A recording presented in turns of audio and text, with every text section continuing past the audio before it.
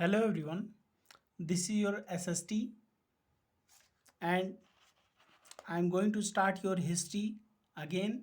This is your second period of SST and in your first chapter in your history I have started your first chapter where, when and how.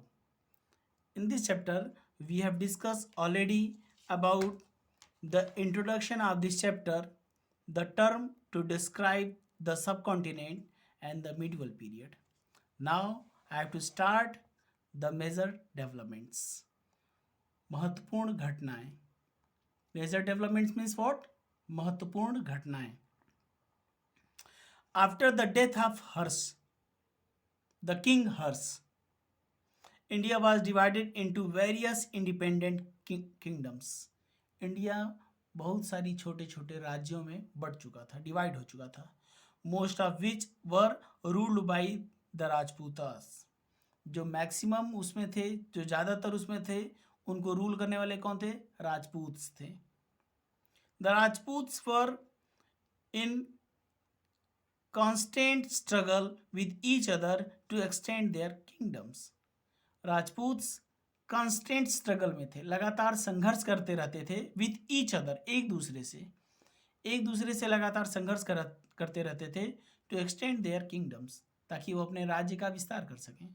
एक दूसरे राज्य के को हरा करके उसको अपने राज्य में मिला लेना क्या कहलाता है? किसी किंगडम का एक्सटेंड करना. सपोज कीजिए कोई किंगडम इतनी बड़ी है और उसके नेबर में कोई यहाँ पे एक दूसरी किंगडम है. ये रूलर अगर बी रूलर को अगर हराता है तो ये पूरा के पूरा एरिया किसका हो जाएगा? रूलर ए का हो जाएगा या फिर रूलर बी का हो जाएगा, जो भी जीतेगा. इसको क्या बोला जाएगा? Extension of kingdom. तो the Rajputs were in constant struggle with each other to extend their kingdoms.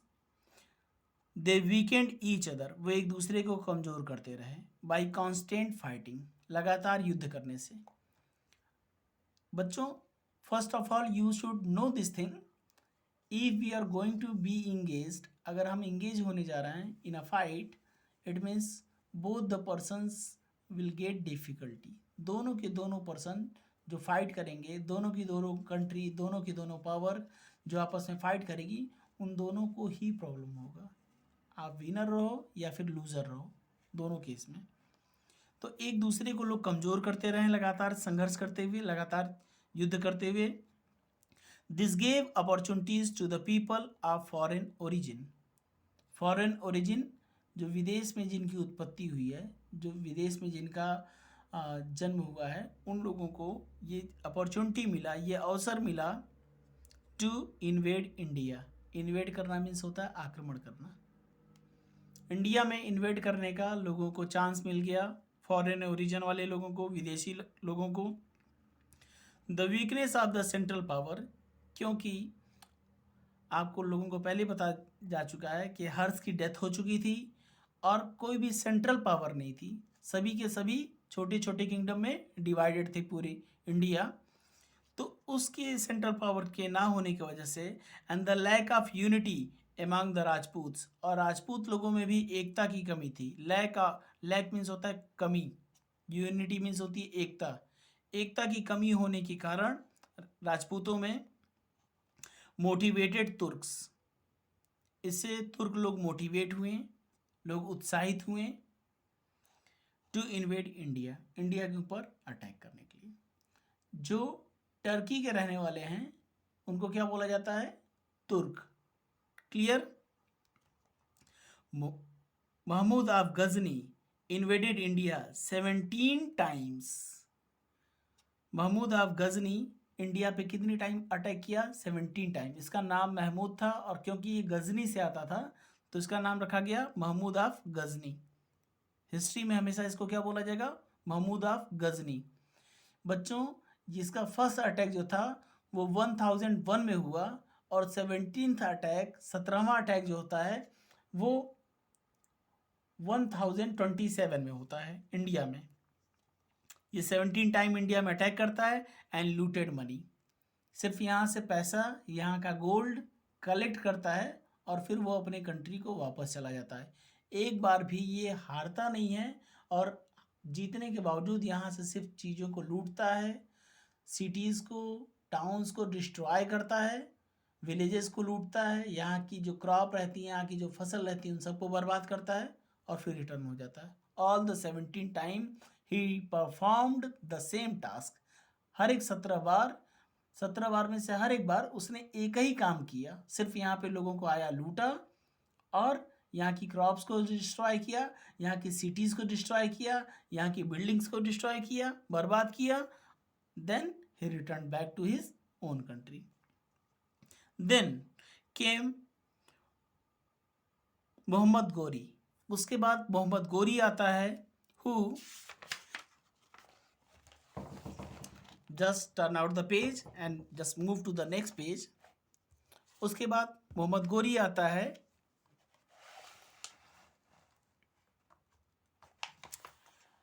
Defeated Rajput king Prithviraj Chauhan, और वो आकर के पृथ्वीराज चौहान को हराता है in the second battle of Tarain, Tarain के सेकेंड बैटल में। बच्चों मैं आपको बताना चाहता हूँ कि तराइन का फर्स्ट बैटल जो हुआ था, फर्स्ट बैटल ऑफ तराइन, वो 1191 में हुआ था, और सेकेंड बैटल जो होता है 1192, इट मीन्स 1192 में सेकेंड बैटल होता है। ये मैं आपको ईयर बता रहा हूँ। और फर्स्ट बैटल में पृथ्वीराज चौहान मोहम्मद गोरी को हरा देते हैं, और सेकेंड बैटल में, सेकेंड बैटल ऑफ तराइन में खुद पृथ्वीराज चौहान हार जाते हैं मोहम्मद गोरी से। This battle proved to be the turning point of Indian history. ये जो बैटल था, ये जो युद्ध था, वो इंडियन हिस्ट्री का टर्निंग पॉइंट प्रूव होने जा रहा था, सिद्ध होने जा रहा था। Which led the foundation of Muslim rule in India. क्योंकि मोहम्मद गोरी के बाद, मोहम्मद गोरी जब यहाँ से रिटर्न हुआ पृथ्वीराज चौहान को हराने के बाद, तो इसने इंडिया को छोड़ा नहीं, बल्कि अपने बदले में ये यहाँ पे अपना खुद का एक रूलर अपॉइंट करके जाता है, जो उसके ऑर्डर को यहाँ इंडिया में फॉलो करेगा। Many dynasties of Muslim rulers came in power to rule India. और उसके बाद लगातार कई डायनेस्टीज, कई वंश इंडिया में रूल करते रहे। These dynasties included the slaves, slave dynasty, दास वंश, गुलाम वंश, द खिलजीज, खिलजी वंश, तुगलक्स, तुगलक वंश, सैयद, सैयद वंश एंड लोधीज, लोधी वंश। ये 5 डायनेस्टीज उसके बाद रूल करती बच्चों। मोहम्मद गोरी के रिटर्न होने के बाद these 5 dynasties ruled India continuously, and the period of reign of these dynasties, और इन डायनेस्टी के शासन करने का जो शासनकाल था, राइन जो था, राइन मीन्स होता है शासनकाल, इनके शासनकाल करने का जो समय था, इज टर्म्ड एज दिल्ली सल्तनत। उस पीरियड को क्या बोला जाता है? दिल्ली सल्तनत, पीरियड ऑफ दिल्ली सल्तनत। क्योंकि इस पीरियड के रूलर्स अपने आप को क्या कहलाते थे? सुल्तान। और ये क्या थे? ये टर्की से आए हुए थे। Is it okay? हमको लगता है आप सभी लोगों को क्लियर हो रहा होगा। एक बार फिर से मैं बता देना चाहता हूँ। मोहम्मद गोरी ने सेकेंड बैटल ऑफ तराइन में डिफीट किया पृथ्वीराज चौहान को, और उसके बाद यहाँ से जब रिटर्न हुआ, उसने अपना एक कमांडर, जिस कमांडर का नाम था कुतुबुद्दीन ऐबक, उसको यहाँ अपॉइंट किया।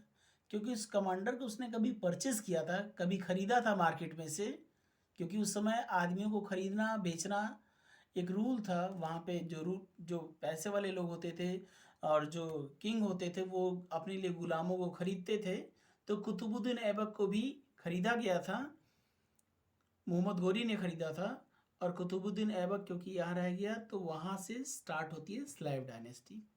स्लैव डायनेस्टी जैसे खत्म होती है, उसके बाद स्टार्ट होती है यहाँ पे खिलजी डायनेस्टी, खिलजी वंश। और खिलजी वंश के बाद स्टार्ट होता है तुगलक वंश, तुगलक वंश के बाद स्टार्ट होता है सैयद वंश, एंड लास्ट लोधीज। और उसके बाद क्या स्टार्ट होता है? लोधी वंश। The period of reign of these dynasties, in 5 dynasties के रूल करने का जो पीरियड था, period is term as the Delhi Sultanate. इस पीरियड को क्या बोला जाता है? द पीरियड ऑफ दिल्ली सल्तनत, दिल्ली सल्तनत का काल, इस समय को बोला जाता है। ये कब से स्टार्ट होता है बच्चों? मैं आपको बता देना चाहता हूँ, ये स्टार्ट होता है 1194 से और जो एंड होता है 1526 में। ये ईयर है। इन्हीं पीरियड में, इसी पीरियड में ये 5 डायनेस्टीज रूल करती हैं इंडिया में। इनके बारे में डिटेल में आपको फर्दर चैप्टर्स में, आगे आने वाले चैप्टर्स में डिटेल में बताया जाएगा, क्योंकि ये इंट्रोडक्शन ऑफ हिस्ट्री है, इसलिए बिल्कुल आपके इस साल की सारी हिस्ट्रीज को एक समरी में इस चैप्टर में बताने की कोशिश की गई है।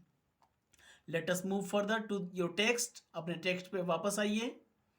After Delhi Sultanate the Mughals came into power. Delhi Sultanate जैसे ही 21 अप्रैल 1526 को खत्म होता है, लोधी डायनेस्टी का लास्ट रूलर इब्राहिम लोधी हार जाता है, वैसे ही पावर में कौन आता है? मुगल एम्पायर।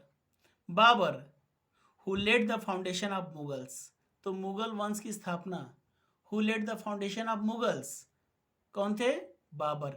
बाबर ने स्थापना की थी मुगल्स डायनेस्टी की इन इंडिया।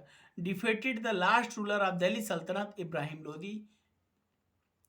दिल्ली सल्तनत के सबसे अंतिम रूलर इब्राहिम लोधी को वो हराता है। आफ्टर हिज डेथ, जैसे ही बाबर की डेथ होती है, Babur was succeeded by his son Humayun.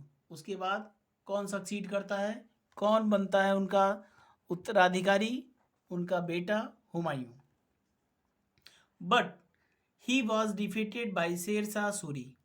लेकिन हुमायूं को कौन हराता है? शेर शाह सूरी। एन अफगान चीफ, अफगान सेनापति कह सकते हैं आप, एक अफगान कबीले का मुखिया।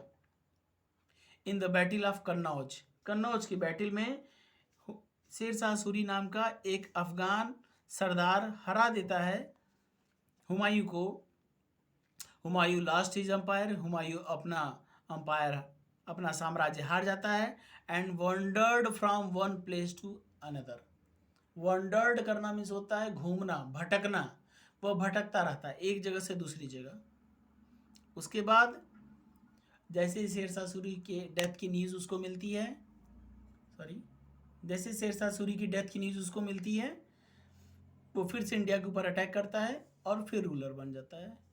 लेकिन उसके रूलर बनते ही विद इन 4 मंथ उसकी भी डेथ हो जाती है बच्चों। और उसके बाद अगला, the credit goes to Humayun son Akbar to consolidate the political power. Political power को कंसोलिडेट करना, पॉलिटिकल पावर को बांध के रखना, एकजुट करने की जो क्रेडिट है, जो श्रेय है, वो किसको जाता है? हुमायूं के बेटे अकबर को।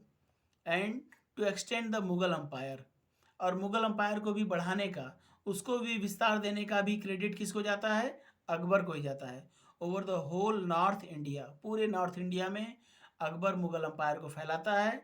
And some parts of south India also, और साउथ इंडिया के कुछ पार्ट में भी मुगल एम्पायर का एक्सटेंशन होता है। Akbar was succeeded by his सन जहांगीर। अकबर को कौन सक्सीड करता है? अकबर का उत्तराधिकारी कौन होता है? उसका बेटा Jahangir. Who continued the policies of his father of expansion of the empire.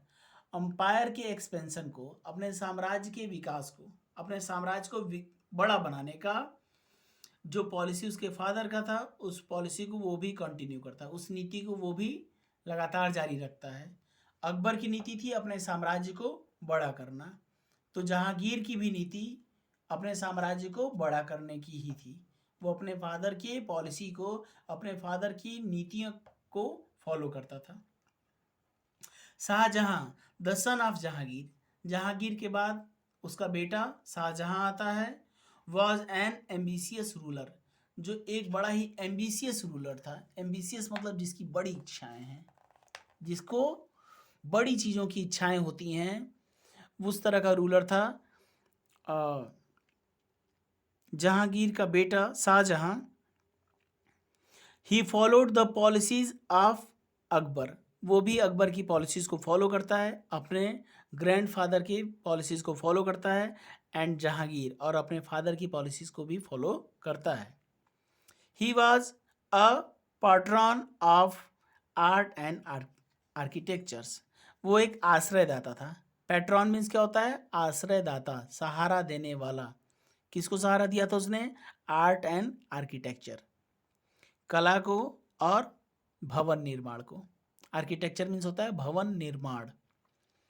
कला को सहारा देने का मतलब, कला को आश्रय देने का मतलब, जो अच्छे चित्रकार हुआ करते थे, जो अच्छे कलाकार हुआ करते थे, उन सभी लोगों को अपने राज दरबार में रखता था और उनके ऊपर आने वाले हर एक जो भी उनके ऊपर खर्च आते थे उनको पे करता था, उनको अच्छी सैलरी देता था, सिर्फ उनके आर्ट के लिए, सिर्फ उनकी कला के लिए।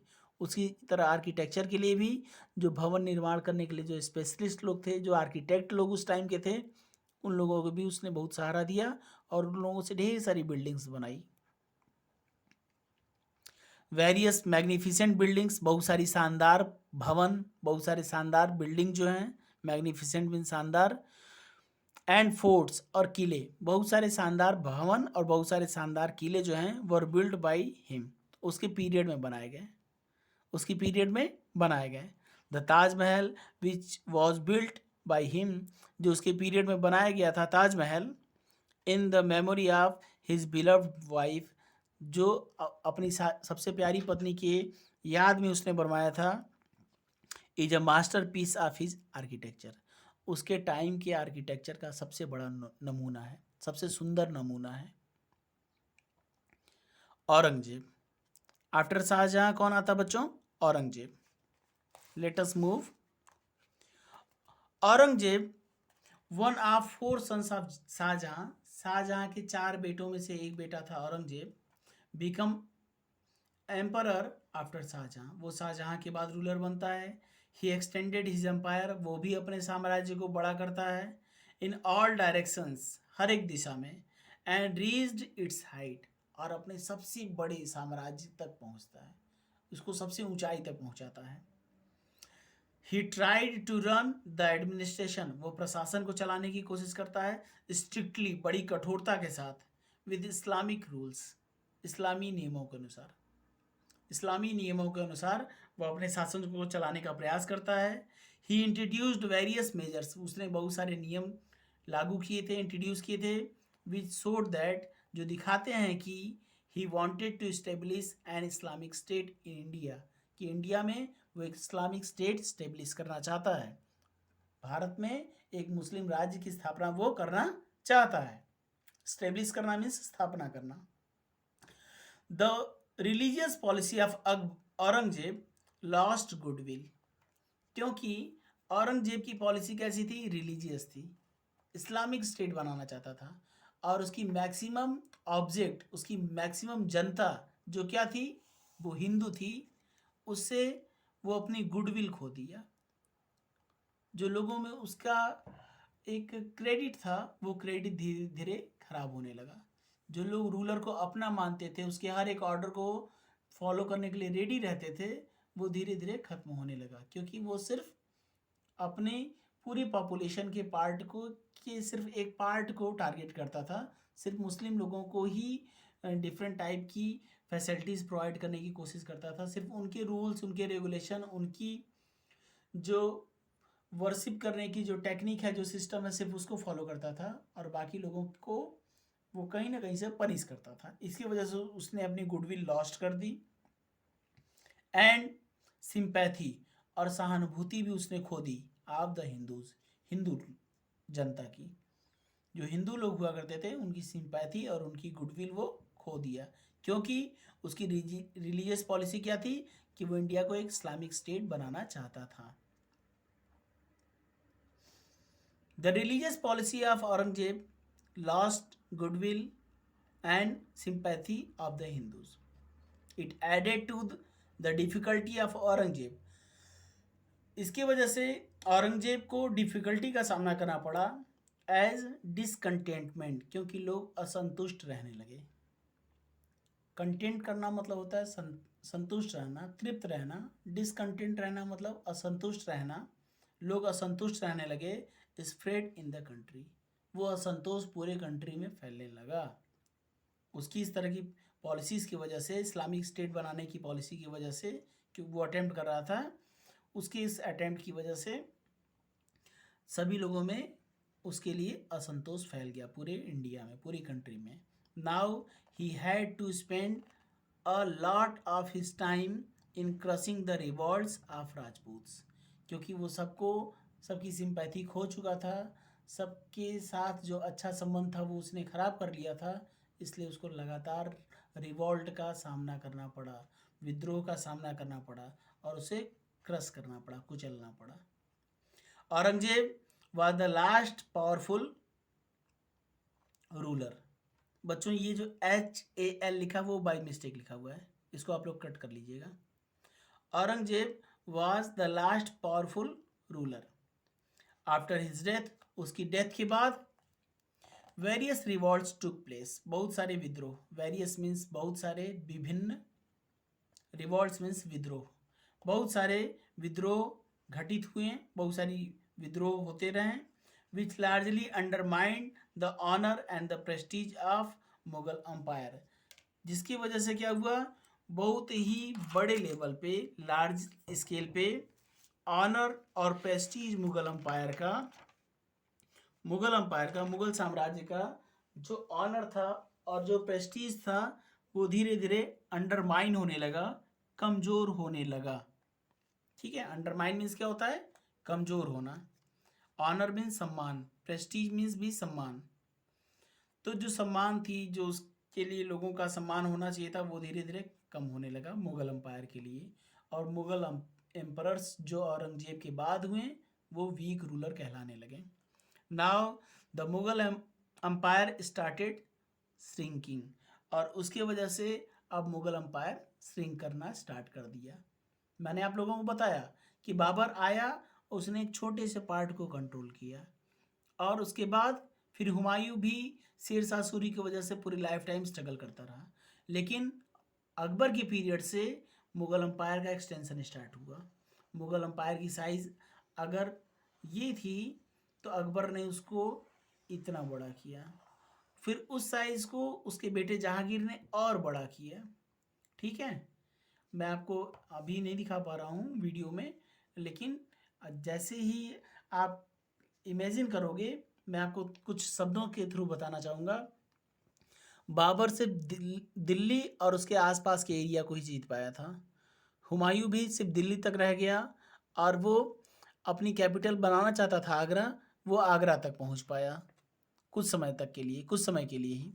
लेकिन उसके बाद अकबर ने लगभग वो पूरे नॉर्थ इंडिया के ऊपर, जो पाकिस्तान वाला एरिया जो अभी करंट टाइम में है, वहाँ से लेकर के और पूरा पंजाब, गुजरात, ये एरिया होते, पंजाब वाला एरिया महाराजा रंजीत सिंह का था, उस एरिया को छोड़ दिया जाए तो लगभग वो ये पूरा एरिया जो था वो कंट्रोल करता हुआ चला गया.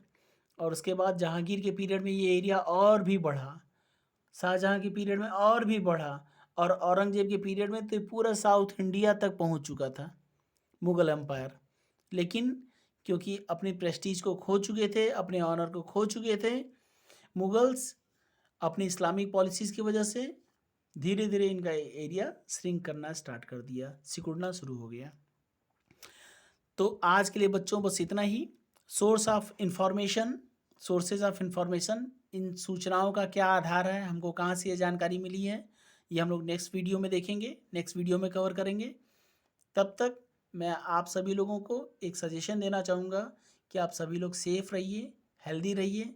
अपने पेरेंट्स को भी रेगुलर इंटरवल पे आप उनको हैंड वॉश करने के लिए, अपने खुद भी हैंड वॉश कीजिए, सैनिटाइज़ कीजिए, मास्क का यूज़ ज़रूर कीजिए, बहुत कंपलसरी हो तभी बाहर निकलिए. Okay, thank you, bye bye everyone.